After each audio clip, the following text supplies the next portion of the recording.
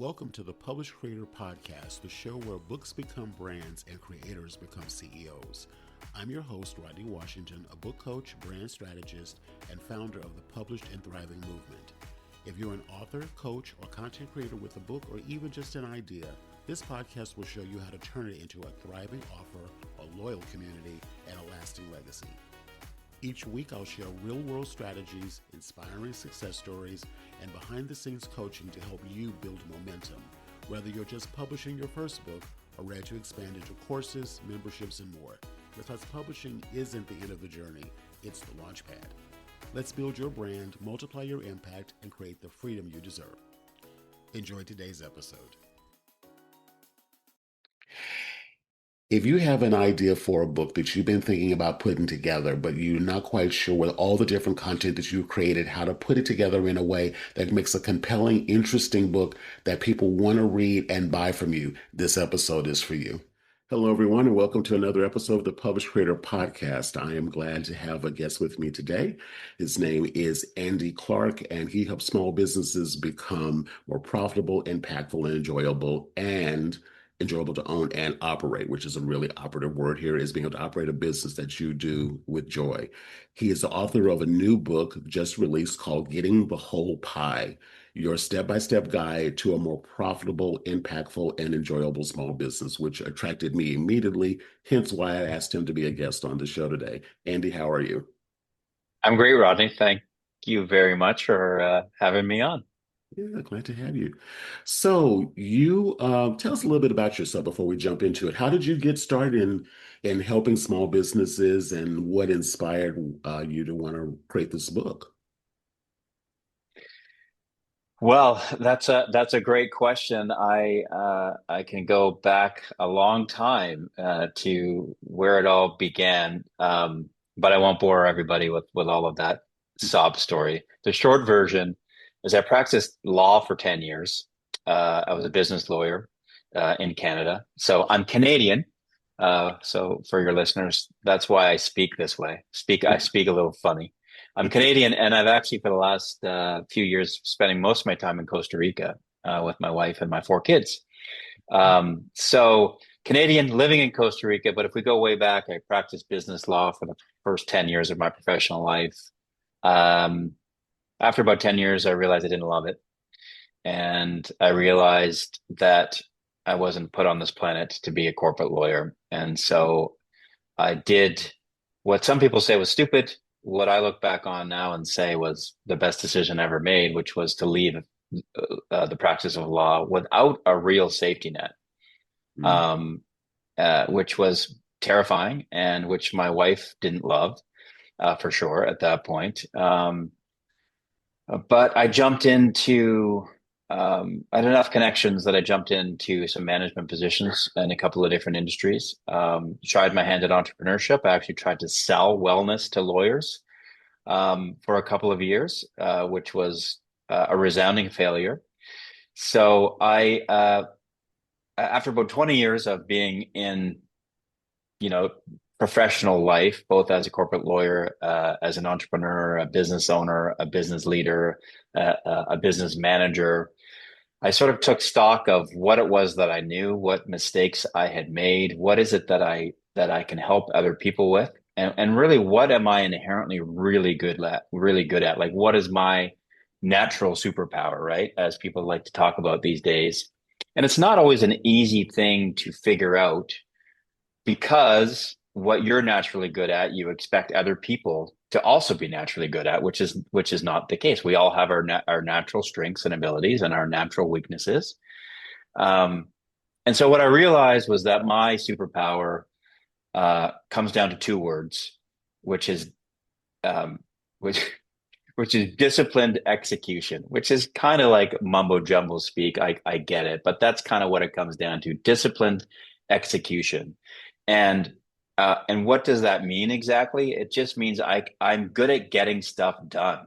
I'm good at being focused, at being at not being distracted by the next shiny object. And what really drove this home for me, Rodney, was my wife, um, who we've been married now for almost 25 years. Best decision I ever made. but she's just the opposite. She's a big picture thinker. She's a business owner, but she gets so distracted by the shiny object, by chasing squirrels, Right. by and is not naturally good at getting things done. She's not naturally good at the day to day. Um, and so that's why we work well together as a team. And and so it really was a big light bulb moment for me to understand and realize that, most business owners are like my wife. They're big picture thinkers. What has made them successful as a business owner, um, is not the same skill set that allows them to execute on their big ideas. And that's when I realized that, wow, so I have this thing, this superpower of disciplined execution that I can help business owners with, because generally they're not naturally good at it. And so that's kind of how I stumbled into my consulting practice with small businesses, is that, hey, Mr. or Mrs. Small Business Owner, if you're struggling with disciplined execution, if you're struggling to reach your goals, if you're struggling to execute on your big ideas, I can help you. Make sense? Absolutely. Absolutely. You hit on so many different points because again, I attract an audience who is self-identified as an artist, creative, as myself. You would track typically who you are.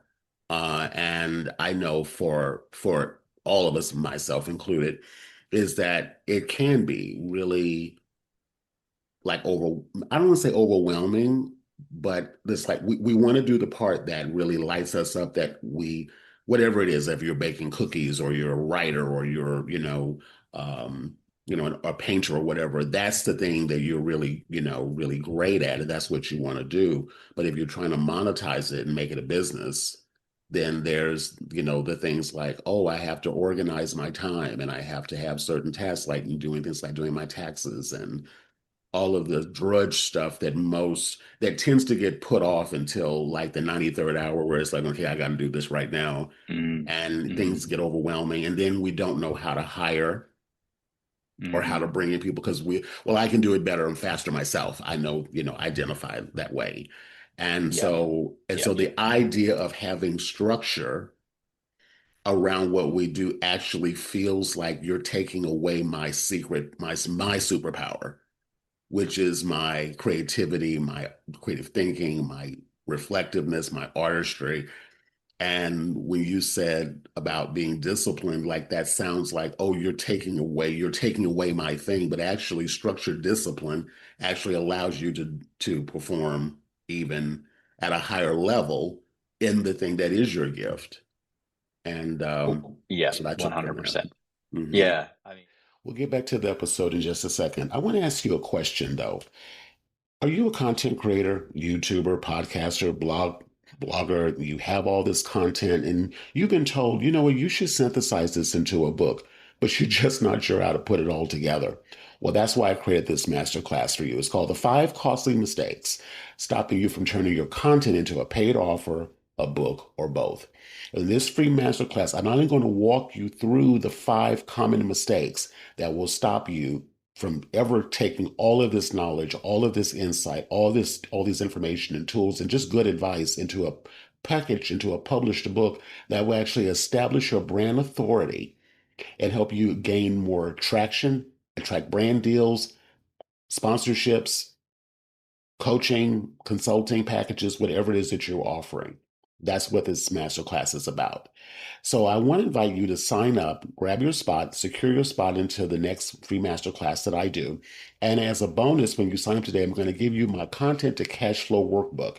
When you get this content to cash flow workbook, it'll actually help you take inventory of your current content that you have, look for the opportunity that you can now transfer into a book, and then we can discuss that on the masterclass when you come and join us. So reserve your seat now. We'd love to see you on the next masterclass. Now back to the episode. the short version of that is structure actually creates freedom. It's kind Hmm. of like an oxymoron a little bit, and it takes a while for people to get their heads around this. Hmm. But structure, the point of structure is not that everything is so ordered Mm-hmm. that you lose all creativity. The Mm-hmm. point of structure is actually to put your mind at ease, that all of the important things in your business are being taken care of. Mm-hmm. And once that mind is at ease, that's when creativity can flourish. Exactly. Exactly. Exactly. Well, now that we've established that clearly you're the person to help us as creatives be able to develop that mindset around structure, let's move right into my first question I have for you today, which is at what point did you realize that helping business owners just wasn't advice, but a repeatable framework that eventually became your book, The Whole Pie, Getting the Mm. Whole Pie? And let me ask you this question too: why was it important that you capture that as a written book as opposed to just verbally talking about it? Yeah, well, I think it goes back to kind of what I was talking about earlier in terms of when did I realize this is I Mhm. think I think for everybody at a certain point in their evolution as a as a professional as a a business person, a leader, a human being, a member of the community, whatever it is, um, at a certain point you realize you've had enough experiences, both positive and negative. You've learned enough things, you've made enough mistakes that that some knowledge of what you know can help other people. So then it becomes an exercise in figuring out what is that some knowledge of what you know, and then how can you apply it to and who can benefit from that. And so, like I said earlier, it was this evolution for me of finally realizing that this is my superpower. And this is a group of people that don't generally have that same superpower. They have other superpowers. Um, like I'm not naturally a big picture visionary thinker. I'm okay at it. Like I run a business, so I need to have some vision. I need to have some good ideas. But what I'm naturally better at is the actual execution of ideas rather than coming up with all the best ideas. And so I realized after 20 years in of for a long time not knowing anything, really being the dumbest person in the room, or at least feeling like it. Like when if there's any of your listeners that have ever practiced law, they can probably resonate with the experience of basically feeling stupid all day, every day. Because you graduate from law school, you think you know a bunch of stuff, and then you actually start practicing law and you realize you don't know anything. um, uh, and you're surrounded by people every day that know more than you, or at least you think know more than you. And it's not a really fun place to be. And so it takes a while, at least in my experience, to get to the point where you're comfortable and it's like, you know what? I know a bunch of stuff and I'm comfortable enough in what I know and in my experience to say, I don't know this or I don't know that. Like I feel like that's a big turning point in the evolution of a person and as a professional is getting comfortable with the I don't know. Because in order to be comfortable with I don't know, you do actually have to have to know a bunch of stuff. So all that is to say, Rodney, that it's it's getting to that point, realizing that point, and then deciding, okay, here's what I do know, and here's who I can help with that knowledge. Um, and then in my, to answer your question about, why did I want to turn that into a book, or when, kind of when did I realize that turning this knowledge into a book would be a good idea? Is that, at some point, at least in my experience, I'm working with this framework that I help develop with business owners. I've tested it over time. I've figured out what works, what doesn't work as well. I've refined it, um, and I know that it's helpful for business owners because I've seen it help business owners, and not just once or twice, but repeatedly. So you get that confidence that hey, this stuff actually works. Great. Um, when you get then to a point where you can't deliver any more content or value to people because your time is limited. And so you kind of have to pick, if I'm going to multiply my message, if I'm going to multiply my impact, if I'm going to get this discipline superpower of, this superpower of discipline execution to more and more business owners that can take advantage of it, I need to figure out another distribution model, right? And there are different ways to distribute, and one of those ways is via a book. So rather than a business owner, paying me thousands of dollars to work with them one-on-one and to take them through the framework specifically in a bespoke way for their particular business circumstances, now in book form, there's an entry point that's $20, and a business owner can pick it up and very quickly say, wow, this resonates with me. This can help me. Great. I'll dive in a bit further. Or, you know what, this doesn't align with, what I'm trying to accomplish with my business. And, I'm going to look elsewhere. Either way, it's a positive outcome. So that's kind of the evolution of me getting from, this is what I know, this is me testing it, trying it out, and now this is my distribution model to get it out to the world in book format. That's good. I've never thought in terms of frameworks. That was something that I was introduced to about a year ago, interestingly enough, by an attorney. Mm-hmm. And again, being the creative, it's again, scraps of paper, sort of in a sense, and there's a piece of paper and a magazine clipping over there, and something over there, and then not really realizing that there's a repeatable way that I pretty much have been working with everyone, as opposed to everything kind of ad hoc.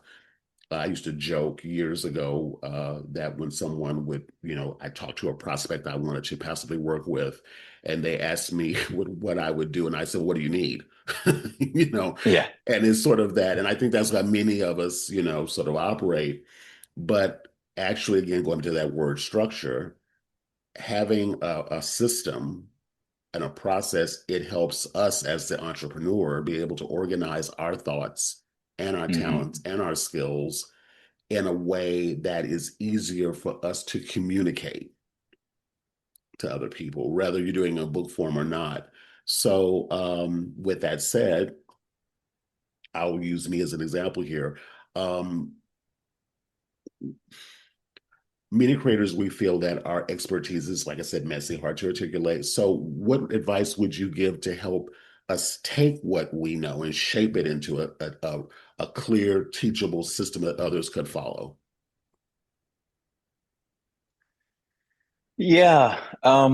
So I'll just address first, like why frameworks. Hmm. Um, it's because, in my opinion, there's a simplicity to a framework. Hmm. Um, you know, uh, there's an expression. It's actually it comes from a judge, an American judge from years and years and years ago, um, who talked about simplicity and complexity. And uh, the quote is something along the lines of, "I wouldn't give a fig for simplicity on this side of complexity, but I would give my life for simplicity on the far side of complexity." And what does that mean?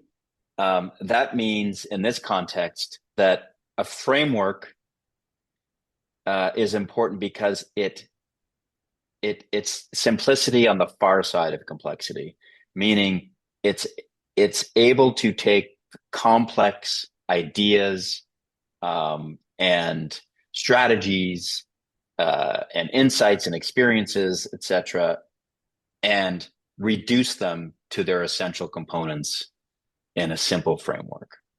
So if you can think about, you take all this what we know, you called it messy, and you have to do the hard work that's necessary to identify, this is generally complex stuff.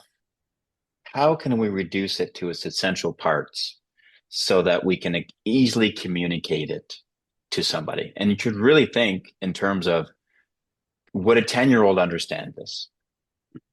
That's kind of the goal. Um, for me, with my audience, busy small business owners they're already overwhelmed, overworked, they don't have a lot of time to, absorb new material. So it has to be structured, at least in my opinion, in such a way that it's easy to grasp. The concepts behind the framework might be complicated, but the framework itself can be very easy to understand and grasp. Um, and, I guess that's the value of a framework. Uh, when you see a framework that's been developed, you often look at it and think, oh, well, that's simple. I mean, of course. But what you're missing is everything, is all of the complexity that went into creating that simple framework. So that's really the value of the framework, is you're getting all the complexity that you didn't have to do yourself, Mr. or Mrs. Business Owner, because somebody else, in this case, Andy Clark, has reduced it down into a repeatable framework that you can implement into your business step by step at your own pace, on your own time, and get the value. So that's sort of my theory on frameworks. And if you like, I can talk a little bit more about some ways that people could take what they know and reduce it to a framework. But that's kind of the value that I see that frameworks have inherently, no matter what the framework is. Yeah, absolutely. I'd love you to do that. I kind of liken what you're saying and how I've sort of wrapped my head around the concept of frameworks myself. I love to cook, and in particular, I love to bake. And there's a science to baking. Like there's certain ways you have to prep each component in order for the final thing to come out. And and if anything, even the quality of the ingredient, but not just that, but the timing of which everything gets put together really does impact whether or not it comes out the way someone else would show you. So I sort of like the word recipe myself Mm, personally, hmm. but that to me sounds like what you're talking about, at least as I've been trying to wrap my head around the concept of frameworks. And I was looking at it one day and I said, oh, it's kind of like a recipe. It's kind of like, okay, you have to Hmm. do this and do this, and then you combine these two things together, and it's timing. And well, why do you have to only put like one egg at a time? Why can you just dump everything Right. Yes. in the pot at the same time? So that's kind of how I've been able to wrap my head around it. But yeah, I'd love to hear your Yeah. how to help someone. It, it's I mean, recipe is a great word. And if you look at sort of the metaphor for the framework that I developed, which is called the whole pie framework or the Mhm, whole pie system. mhm, The P and the I and the E in pie, they stand for profit, impact, and enjoyment. So ultimately, what I help business owners do is to achieve more profit, create more impact, and experience more enjoyment in the owning and operating of their business. And so that's where whole pie came from. But it's not unintentional, as you use this word recipe, that there's that pie metaphor for baking, for getting that whole pie, for actually what goes into baking that. And you're quite right, to apply recipe, as another word that you could kind of use for framework. The only slight difference I would say is that the whole pie framework, as it applies to business, there are parts that you would do once. There are other parts that you need to do kind of over and over again in terms of a regular cadence. So it's not really the baking of a pie, which you do these things and then the pie is done and then you eat it and away you go. Whereas mhm, in business, there are some elements that you need to have. Um, and I call those elements the foundation. mhm, Um, and that has a few parts to it. But the repeatable part is what I call that the flywheel, like as a flywheel that keeps turning, and there are parts to the flywheel that you need to keep turning. But that's really what drives the momentum in your business is these repeatable things you're doing on this regular cadence, and Mm-hmm. that's where the magic happens. That's what the magic happens. Um, so so yes, so that's about the recipe. Mm-hmm. Um, but in terms of, if some of your listeners are thinking, okay, I know a bunch of stuff. Um, how do I how do I reduce that to a framework? Mm-hmm. Um, I'd say I'd say that you there's a few things. So first, um, first you want to have success stories for for your stuff, whatever that stuff is. If it's to to help other people or to improve the lives of other people in some way, you need to have some success stories to prove that it works. So that's number one. Number two is you you know you you need to be at a point where it's gone through several iterations. So you've tried some things that worked well, you've tried some other things that didn't work as well. So I liken it to um, I'm from Atlantic Canada by the ocean, and now I live in Costa Rica most of the year, also by the ocean. So I'm kind of like a maritimer, need to be next to the sea, and so I liken the evolution of a framework, um, and the development of a framework to like the as the tide comes in and the sea kind of shapes and polishes those stones and rocks um, by the seashore. That's kind of what happens. You need some time for and some experience and some testing in order to ensure that your stuff, whatever that is polished enough. Doesn't have to be perfect, but it needs to be sort of polished enough so that it's kind of ready for prime time. Mm-hmm. Um, and I would encourage people not to get sidetracked in the pursuit of perfection. Like my framework, it's pretty good. It's actually, I would say, really good. Is it perfect? No. Mm-hmm. But is anything perfect? So don't get sidetracked by perfection. But when you feel that it's polished enough through time, experience, trial and error, um, then I think you're ready to turn that into a framework that you can, release onto the world in whatever way you choose to distribute that. Um, and then sort of the last thing I'll say about that for now is that, when do you know that it's time to release this framework out to the world? At least in my experience, it's the point at which where you're maxed out in your ability to deliver this stuff to the world. So you need to find this distribution channel uh, uh, for your stuff, whether it's a book, whether it's online courses, or whether that's whatever it is, a mastermind group where you can go from one-to-one interactions to one-to-many interactions. There's lots of different distribution models, but I think, at least in my experience, what you feel is that, oh, now it's time. I'm limited in my ability to get this to the world. Um, Now it's time to nail down this framework and then pick your distribution model and go.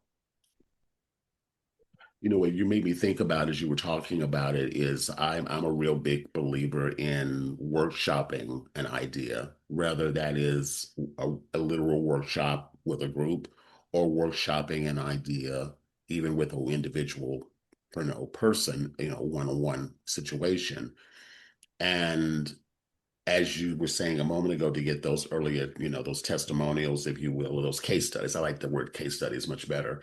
Um, it's because you've tried a few different things, and some things maybe didn't get the not it didn't work, it didn't maybe get the result that the Correct. individual Yeah. or you want to get for the individual. So then you had to tweak and massage and then do that.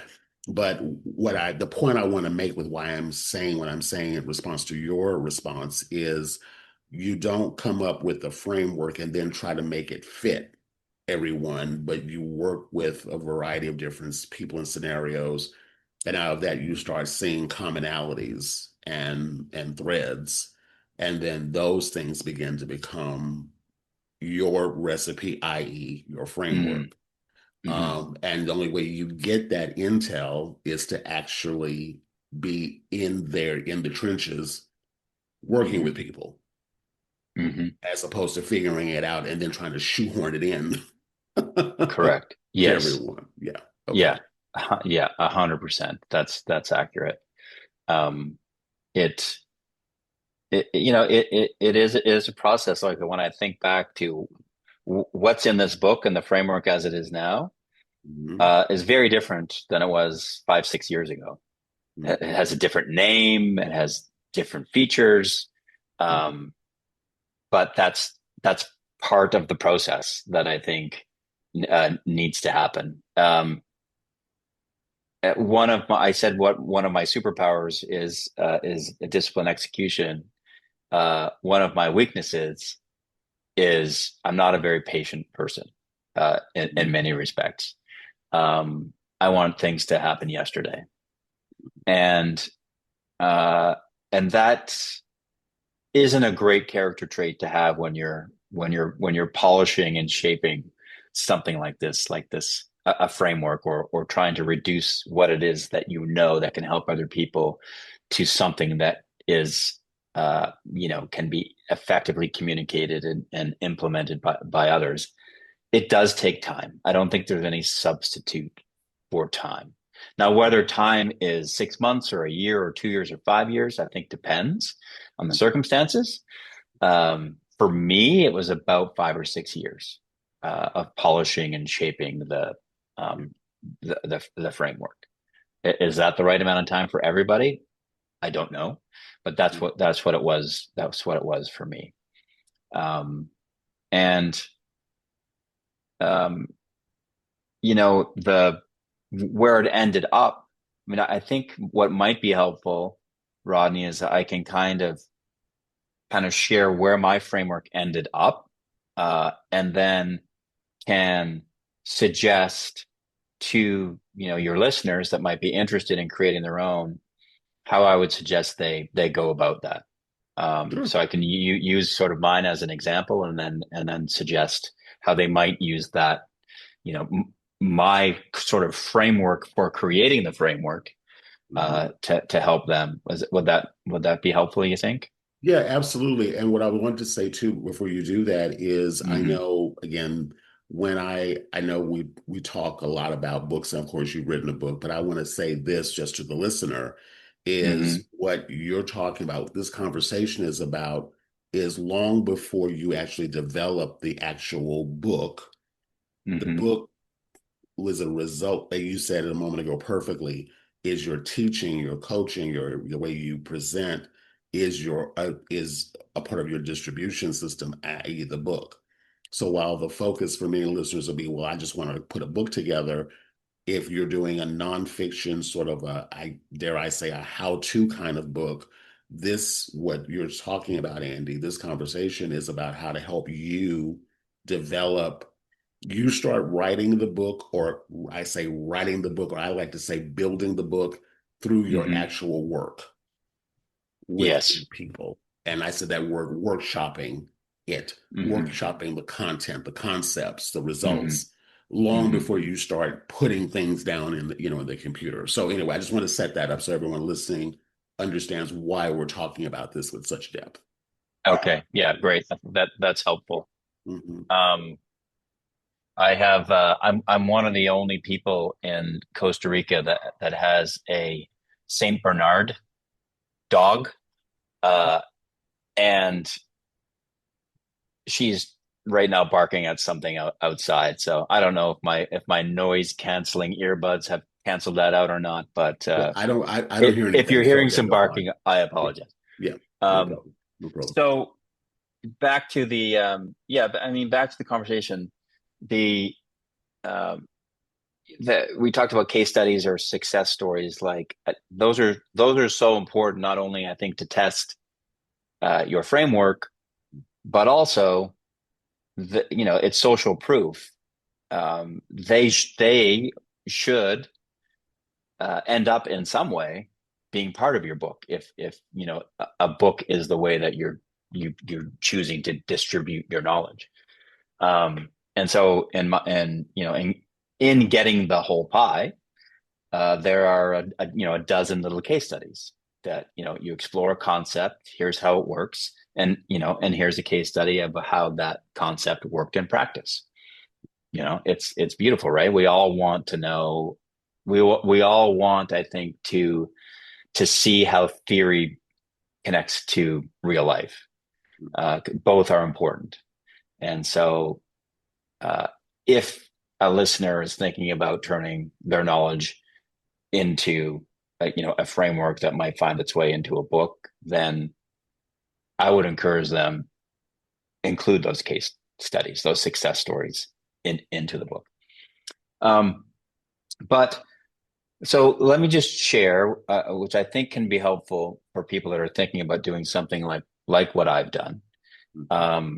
So I'll share kind of the process, and then I'll share kind of what that looks like in my framework and in my book.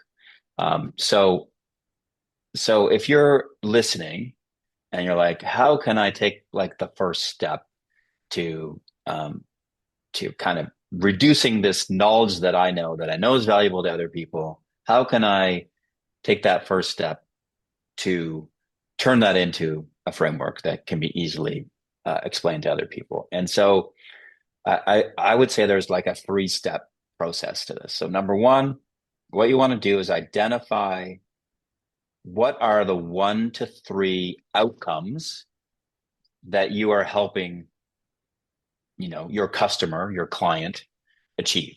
So at the end of the day, a customer or client is not buying what you have to sell because of all the features of your framework. They're buying what you have to sell because of the outcome that it will achieve for them, the result. They'll feel better, they'll be healthier, they'll be happier, they'll be smarter, they'll make more money, whatever that is. So identify what are those 1 to 3, and I think it needs to be 3 or less. For me, it's 3, as we've talked about. It's more profit, more impact, more enjoyment. So 3 outcomes that we work to achieve for my clients, which are small business owners. So that's number 1. What are those outcomes? Number 2, what is the process to achieve those outcomes? And this is important, and I think in 8 steps or less. So I think anything over 8 steps is too much and it's too complicated. So 1 to 3 outcomes. Okay, great. How do you help your customer, your client achieve those outcomes? And in 8 steps or less, or 8 components of the framework or less is another way to put it. So you might say, well, that's I couldn't do that. Like that, it's very involved. It's very complicated. It's very this, it's very that. Well, that's the challenge. That's your challenge, is you have to reduce that. We talked about earlier about simplicity on the far side of complexity. It's your job to take that complexity and to reduce it down to its essential elements, which are 8 things or less. So in my model, my 3 outcomes we talked about: more profit, more impact, more enjoyment. And I have, you can either look at it as 2 steps or 8 steps, because I have 2 steps that each have 4 components to them. So I have the foundation. So first of all, we work together to build the foundation of the business. And what do I mean by foundation? I mean purpose, planning, people, and process, called the 4 Ps. So we look at those 4 things. That's the foundation of your business. Some businesses have solid foundations. Some businesses have very leaky foundations. I meet a business where they're at. and we work to shore up the cracks in the foundation. So that's step one, that has 4 parts to it. Step two, that also has 4 parts to it, is what I call the flywheel that I mentioned earlier. And these are the things that are recurring in nature. They have a recurring cadence. And the 4 parts of that are clear ownership of roles and responsibilities, the right metrics, great meetings, and the right decisions. So I won't get into what each of those means, but all 4 of those things kind of work together in a loop that you do kind of week after week, month after month, quarter after quarter. And that's it. So, fairly easy. I was just able to communicate that at a high level in, about a minute. So I've got 3 outcomes, and then I have, we can call it 8 steps, the 4 steps of the foundation, the 4 steps of the flywheel. Mm-hmm. So if we're getting back to, what are the 3 steps as a listener that you can do? Number 1 was identify the 1 to 3 outcomes. Number 2 is map out the process to achieve those outcomes in 8 steps or less.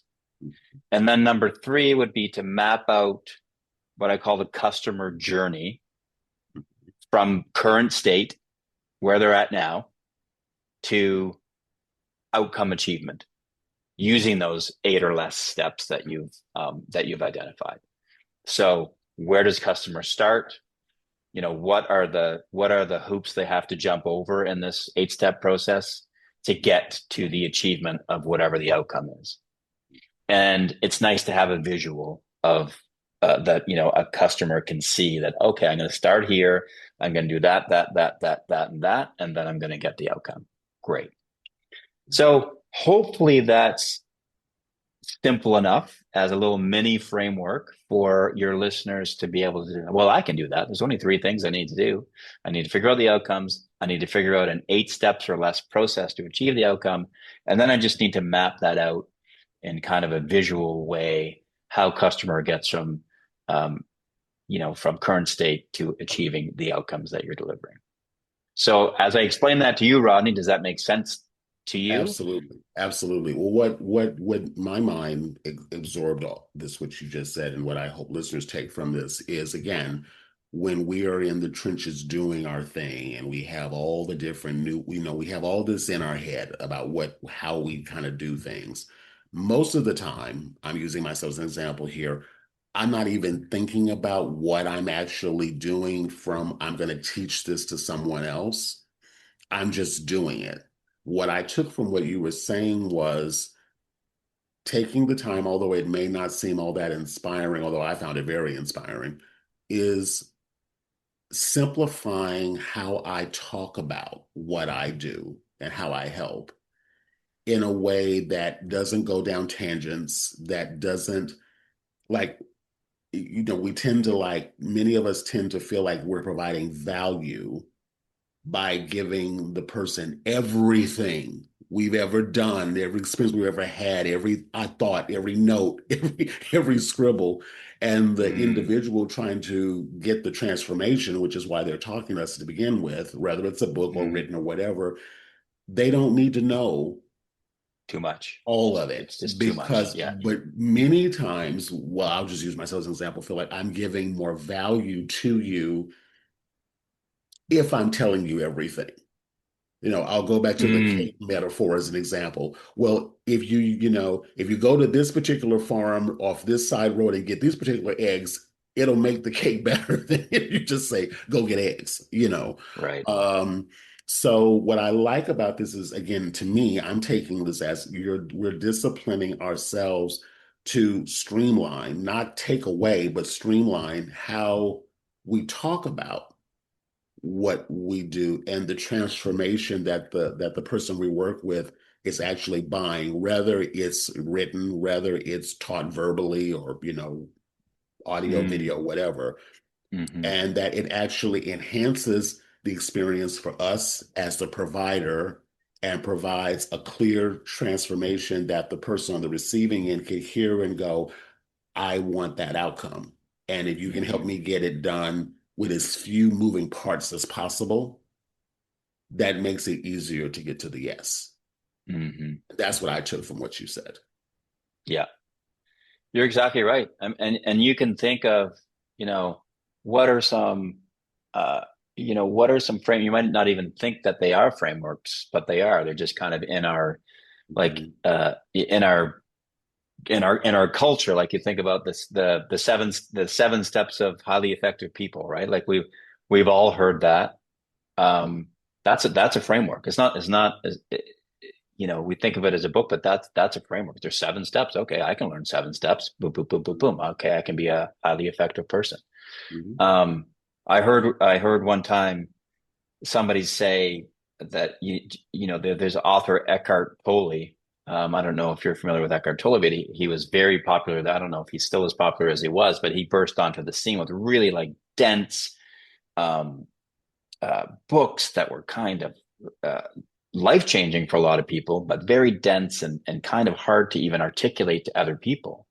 Mhm. So a lot of value there, but but not a framework. Whereas seven habits of highly effective people, a lot of value there, but people could say, okay, these are the seven habits. They were able to explain them very easily to other people. Eckhart Tolle, jeepers, you could talk all day and not really be able to fully explain it. Both are good, Mhm. but if you're teaching and you really want people to grab hold of what it is that you have, that knowledge, then that's why frameworks are so important. Yeah, it's, if you think about the most popular content, whether it's book, article, podcast, whatever, if ever there's a number in front of it, 7 steps, 7 secrets, seven, whatever, Mm, or what not, I'm mm, just putting the number seven, whatever it is, those people go, okay, I can take the time to consume this because mm, I know exactly how much time do I have time to take in. Now, if you said 20 steps, people are going to go, I don't have time for that because mm, we're all filtering what we're going to pay attention to throughout our days. mm, We've got so much coming at us now more with social media than mm, ever. So if you can mm, do it in 3, 5, 7, I would say probably 7, maybe 8 max pushing it. mm, It's just from an attention perspective. Okay, yeah, I've got time to read this article. I've got time to listen to this piece. I've got time to read this book because I know there's 7 steps to this or whatever. mm. And I didn't really think of it that way, but that in a sense is a framework, even Yeah, with your content, just your not the 100%. book itself, but the content Yeah, itself. So, just yeah, 100%. Um, and I think just I guess one final thing I'll share in terms of the book specifically, like if that's your medium of distribution, or one of them, what I found is what makes it challenging is you're not there to uh, you're not there to explain it. If a reader is on page 107 of the book and it's like, I don't really understand what Andy is saying here. mhm. When I'm working with my clients one on one, that's not a problem. They're like, hey Andy, I don't understand. I don't understand. Can you explain that a little bit more? And so when you're working with clients like that, you're not really forced into being as clear as you need to be, because you always have that fallback that you can answer a question that's not quite as clear as it should have been. When you're writing a book, that's the challenge, is you're not there. And so you really need to fill in the gaps uh, of clarity that might be missing when you're working one on one with somebody. And that to me was sort of the most challenging part, was putting myself in the shoes of the reader, of the small business owner, and being like, okay, is this simple enough? Not in a way that, oh, I know so much and business owner doesn't, not at all. But is it simple, and if it is explained with enough simplicity that a busy business owner that might have 5 minutes here or there to check in with the book can grasp it. And that's really, I think, what I would encourage everybody to always be thinking about, is that idea that I mentioned earlier of, would a 10-year-old understand what you're trying to communicate. And that's what was going through my head all the time when I was writing this book. Could a 10-year-old understand it? And I think I succeeded for the most part. I probably, there's a few things in there that are probably still a little bit too complicated, so to speak. But um, again, nothing's perfect. You get it to a point that it's polished and it's ready for the world, and you go and you get it out there. That's good. This inspired a question. I want to kind of switch gears a little bit. I'm in my teaching and my coaching with authors, whether they are planning their first book or second, third, whatever, it doesn't really matter the count, or the existing one that they could possibly update. I'm really big about ecosystems, especially as it relates to monetization of the work that we put out there, in this case, this distribution channel, i.e., a book. And so the question I have for you is, when you structure the book, obviously, as business owners who are writing books, we want the book to act as a lead magnet, as a part of what we do in our business, to be able to, bring in more and more clients and business. Did you position, when you were creating the book, did you position the book or certain points, chapters, and things in the book that would, as you said, if something was a little too complex, but you introduced the idea, gave them some relief, if you will, in the book, but then were there opportunities strategically placed in the book to direct people to then connect with you as a part of your deeper ecosystem, to have a consult with you, or to take a Yep. workshop with you or something like that? And how important is that as author creators to do that? Yeah, I think so. I mean, I think it depends on what your goals are uh, with your book. Mm-hmm. But for me, it's the book is part of the economic engine of the business. The business is helping people. Who do I help? I help small business owners achieve more profit, impact, and enjoyment. That's the business. That's the mission. The book is part of that. And, and great. I mean, people will buy the book. That's lovely. But really, the value of the book is in the sharing of the ideas that are in it, and people will either resonate with those ideas or they will not, and both are fine. Those who resonate with it and want to dig a little deeper, yes, there are opportunities presented in the book where, for example, I offer, as part of the framework, there are some tools and templates that business owners can use, and I advise them or suggest that they do use in their business. And so in the book, offer a way, by scanning a QR code that's in the book, they can access all of those tools and templates for free, and they can do what they want with them. They can change them. They can use them as is. They can whatever. So that's one opportunity that connects the reader to me and to my business. And then another opportunity that's expressed in the book is, hey, if these ideas resonate with you, if you like this framework, if you think it can help you, but you either don't have the bandwidth yourself, or you don't have somebody on your team that can kind of take ownership of what's needed to implement these steps into your business, then hey, reach out to us, and one of our coaches, which I call a whole pie guide, can help you. And so it's effectively like having a business coach who's specifically trained in this model and in this framework, that can take you through kind of our proven process to get you from current state to the outcomes of more profit, more impact, and enjoyment. In many ways, Rodney, it's like going to the gym.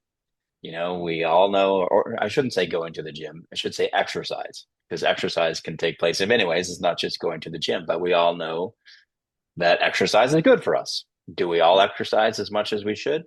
No. Our chances of experiencing the benefits of exercise greater if we are paying somebody as a fitness trainer or as a fitness coach that gets paid whether we show up or not? Are we more likely to show up if we have that coach and have that accountability? You bet. You bet you are. So same idea applies here. Are you more likely to follow through on this commitment and experience the benefits of more profit, more income, more profit, more impact, more enjoyment if you have a coach that's alongside you and can help you and can help guide you and hold you accountable? Well, of course. So it's up to the business owner to decide, do they want to take that avenue or do they not? And so that's another connection where, the book can, drive more people into the community, whether they're coaches or whether they're business owners. And really the big vision is to create that whole pie community of business owners and coaches who help them. And where, enjoying the process of owning and operating the business isn't a secondary goal. It's right up there with, creating positive impact for others and in creating profit so that you can continue to grow and to prosper and to create more impact. So that's the community that we're building. And this book is part of that journey. That's fantastic. I love your branding. I love the way you said the whole pie guides that you. I love the way you branded and positioned everything because it, like I said, it feels like I don't want to use this terminology, but I'll just say it feels like a complete experience where the person can maybe, however they come into your world, but let's say it's through the book, and then there's support tools available rather than the templates and those resources that you provide. We'll get back to the episode in just a second. I want to ask you a question though. Are you a content creator, YouTuber, podcaster, blogger? You have all this content and you've been told, you know what, you should synthesize this into a book, but you're just not sure how to put it all together. Well, that's why I created this masterclass for you. It's called The 5 Costly Mistakes Stopping You from Turning Your Content into a Paid Offer, a Book, or Both. In this free masterclass, I'm not only going to walk you through the 5 common mistakes that will stop you from ever taking all of this knowledge, all of this insight, all these information and tools and just good advice into a package, into a published book that will actually establish your brand authority and help you gain more traction, attract brand deals, sponsorships, coaching, consulting packages, whatever it is that you're offering. That's what this masterclass is about. So I want to invite you to sign up, grab your spot, secure your spot into the next free masterclass that I do. And as a bonus, when you sign up today, I'm going to give you my content to cash flow workbook. When you get this content to cash flow workbook, it'll actually help you take inventory of your current content that you have, look for the opportunity that you can now transfer into a book, and then we can discuss that on the masterclass when you come and join us. So reserve your seat now. We'd love to see you on the next masterclass. Now back to the episode. Or having a consult with a whole pie guide. Is that, I want to make sure I'm saying that correctly. That's correct. Yeah. Okay, perfect. That's right. I love that. Yeah. I love that. I love that. Well, thank you.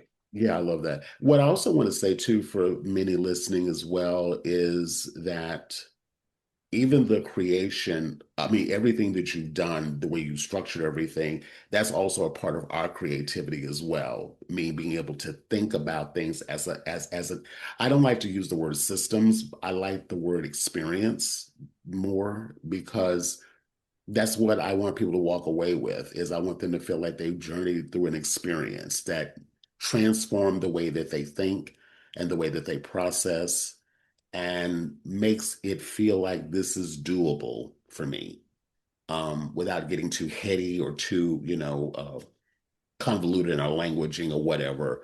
But this is something I can take like a recipe. I'm going back to recipe. I can take this and I may not know how to cook, but I can follow this. If I just do this and this and this and this and this order, I will get the result that could lead to the next thing that I want. So I want to just take a moment to acknowledge you for structuring this in a way where it doesn't feel like, oh, I don't even know where to begin with this.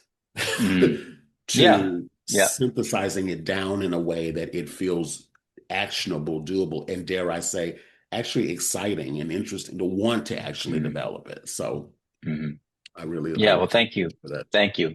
That's actually one thing I was striving for, where some of the other models and frameworks that are out there that are designed for business owners, Hmm.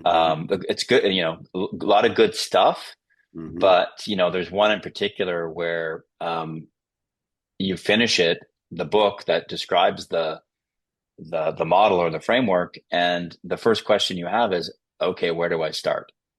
Hmm. And I didn't want that to be the experience with this book. It's very clear. If one thing's clear, it's very clear that this is where you start and this is where you finish.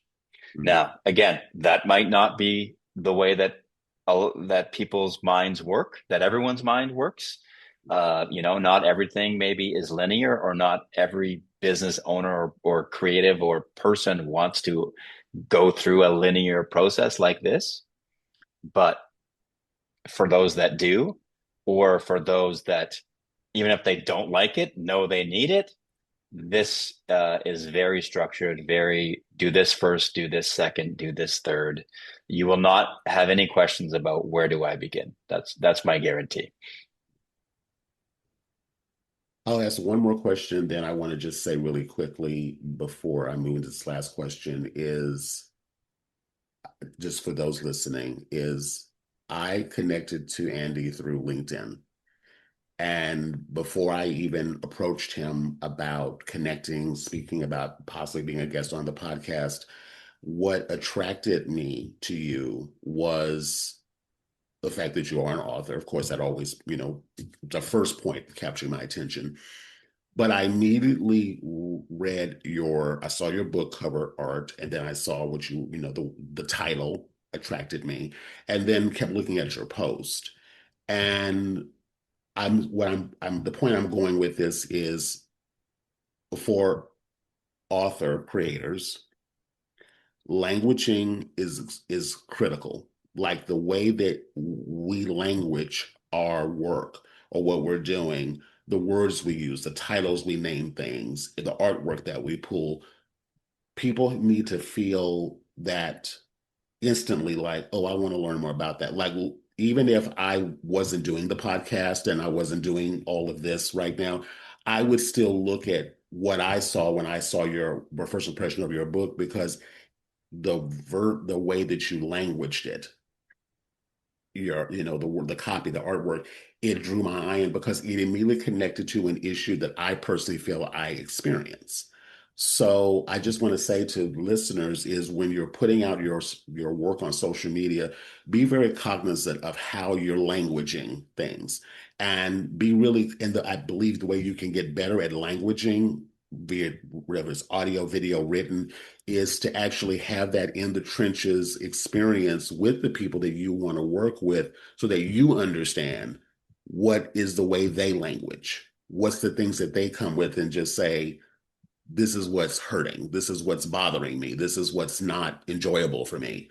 um, because in understanding that, then you're able then, or obviously, to know what to do to, if you can, to help them literally physically, but also how you can translate that into your social media marketing and all the things that you do to try to get attention, because all of it's about getting attention, at least in the initial thing, and then of course deep diving when it feels appropriate to do. So I just want to say that that's how I connect, and I just want to have the listener know to give it some time to think about that. And if you're ever unclear, interview people that you've worked with. It doesn't be a formal podcast, but just interview them. Say, hey, can we hop on Zoom for like 15, 20 minutes and just kind of workshop out and see what's going on with them? Because they'll tell you exactly they'll tell you where the pain is. They may not know why they're in pain, but they'll definitely tell you this hurts. I don't like this anymore. And it's able, I think, I personally feel like it's the first step in the ingredients to help you to be able to start to develop that framework if you have not yet done so, or improve the one you currently have. Do you have any Great. thoughts about that, Andy, or anything to follow up with that? Yeah, I mean, it's great advice. I think also it comes with experience and trying things and what works and what doesn't. I don't know that there are any magic bullets, but just you hear the word authenticity and be authentic a lot. It kind of gets overused a little bit, Mm-hmm. but the more I experience what I'm doing, the more that word feels important to me. Mm-hmm. In terms of just be who you are. Um, ChatGPT might tell you to do all of these things to market yourself or your business or whatever, but it just might not be you, right? It just might not be the way that you want to show up in the world. And I think more and more, which comes with experience, is you just need to listen to your gut and listen, be guided by your gut, um, which I consider to be your body wisdom telling you, you know, this aligns with who I am and my core values, or it doesn't. And show up in a way that aligns with that. So I don't know if that's too out there or too airy fairy, but that's really one of the things that I'm learning to be true more and more every day is just be yourself. Just be yourself. There's no sense being somebody else and then getting on a call with somebody and they can see right away that you're not who you were portraying to the world that you were, right? Yep. So Yep. um you can the obvious example in this day and age is our dating apps where what's the point of putting something on a dating app that's not you, and then Yeah, what do you they get on the call date. what do they call it? Catfishing or something. Yeah. So just, Yeah. just be yourself, for sure. And I appreciate your positive feedback on the branding. I can't take credit for the branding. That's not my strong suit. I Mhm. find people who are good at that stuff and they help me out. So that's it. That's a shout out to them more than it is to me, but thank you. You're welcome. You're welcome.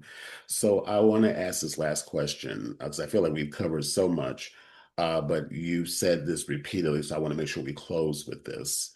Um, Profit, impact, and enjoyment is the heartbeat of your system.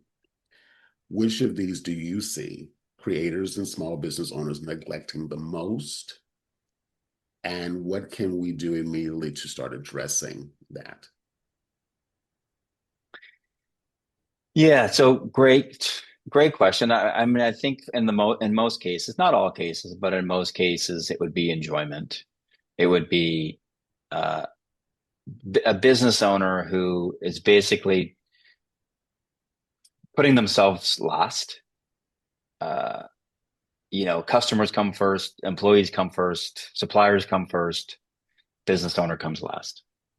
Mhm. Maybe even family comes first, spouse comes first, but business owner definitely comes last. And you see that a lot, and it's it's sad and if not heartbreaking to watch somebody in that circumstance. I have such like uh, you know, if someone asks me like, why am I like the big picture, why am I doing what I'm doing? And is that I just have such respect and admiration for the small business owner. Because of I say this in the book and I literally mean it and think it to be true is that small businesses and small business owners, they make the world go round. They're the fabric of our communities. They're the ones that sponsor the soccer teams. They're the ones that create jobs for people. Um, Yet they just don't get enough, I feel, support and credit for all the hard work and for all the risks that they take. And particularly in Canada, which is my the realm of most of my experience. Government red tape. It's almost like governments in many ways um, make it as hard as possible for a small business owner to achieve and succeed. And then if they do make a little bit of profit, to keep that and not have to pay it to government for taxes and licenses and all of this stuff. So my big why is, if we can make the life of a small business owner and therefore by extension the lives of their families and friends and communities a little bit better by giving them some information that they can apply and some tools and some simple structures that they can apply to their business to make a little bit more money, to make a little bit more impact, and to enjoy their lives and their businesses a little bit more. Well, I think that actually makes the world a better place. And so that's the big picture why behind it all. And so, if we can help that business owner smile a little bit more, to put it sort of simply, that's worth it. And that's what I strive to do. Yeah. Yes, I agree 1000%. I've been I'll say self-employed for now going on. I started in 2006, 7, and I wouldn't trade my worst day in my quote unquote business than I would for when I had a corporate job. Um, it really is to me the ultimate creative experience, but also the ultimate self-improvement experience because it tests everything about us. Every thought we've had about ourselves, it tests it. There's no part of it. What does someone say? Being a business owner is the greatest self-improvement course you'll ever take because it Mm-hmm. tests every part of you. Mm-hmm. Uh, Mm. I to would be I would put I would put parenting next to that as well. Being a parent. I don't have They children, kind but of, yes, I can see yeah, that. I can see yeah. that. And So, but yeah, so, yeah, no, I agree with you, Rodney. I came at it later. Like, I didn't study business in university. mhm. Um, and, I did an arts degree and then I went to law school.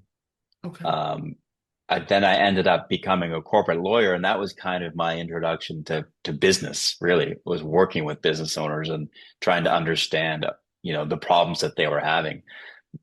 First from a legal perspective, but then what I discovered was I was more interested in the sort of the operational side of things than I was in the legal side of things. So it's been an evolution for me to really fall in love with the concept of business, for a lot of the reasons like you just said, because of the self-improvement, because of the dynamic, like that, like figuring out a product or service that somebody wants to pay you money for, like, I just think that's the coolest thing. It's Mhm. the coolest thing. Mhm. Because what you're doing is why are they giving you money for that? It's because it's making their lives better in some way. And so, wow, that's neat. And then you get into, well, how do I market it and how do I advertise it and how do I price it and how do I do all these things? So I just think that business in and of itself is a fascinating domain and discipline. And I'm learning every single day. And one of the things that I love working with business owners across industries is I get to learn, um, more so probably than they do. Like, I learn from them more than they learn from me. I mean, what a wonderful way to make a living when you get to learn from other people like that. So I could go on all day, but we probably need to wrap up. Yeah, we'll wrap it, yes. But thank you again so much for just agreeing to, connect with me. I really, like I said, I immediately saw the post, the book. I immediately knew personally I was interested, whether or not you and I actually did an interview together or not. And I would just like to close with where can listeners get the book? I'll put the links all in the description, but if you want to just tell me where they can get the book and other ways to connect with you. Yeah, great. Thank you. So the book's on Amazon. It's called Getting the Whole Pie. So you can find it there. It's in paperback and it's on Kindle formats so you can choose which format you prefer. And the website is the whole pie system.com, the whole pie system.com, and you can connect with me there. And you can find me on LinkedIn as well. I'll put the links here, all of Andy's resources in the description. And one last question I have for you. Are you planning an audio iteration of the book? Oh, I'm planning lots of things, Rodney. There's so many plans that I have. Would I say that an audiobook is a short-term plan? I would not. I would not. So, and what I mean by short term is the next 90 days, it's not happening. Eventually, there will be an audio book for sure. Yeah. So, with that said, thank you again, Andy, so much. And I will just say for everyone listening, like I said, do, as you listen to this again, do get the book. And yeah, reach out. Like I said, reach out to Andy, reach out to me. If you're thinking about creating a book of your own, or you have one and you want to see how you can improve it or make it even better, reach out to me. I'd love to talk with you. I have some links in the show notes for that as well. And with that said, just keep creating because the world needs our brilliance more than ever. And they need our positivity and our light because we need that as well too in great depth right now. So thank you all for listening, and I'll see you on the next episode of the podcast. All righty.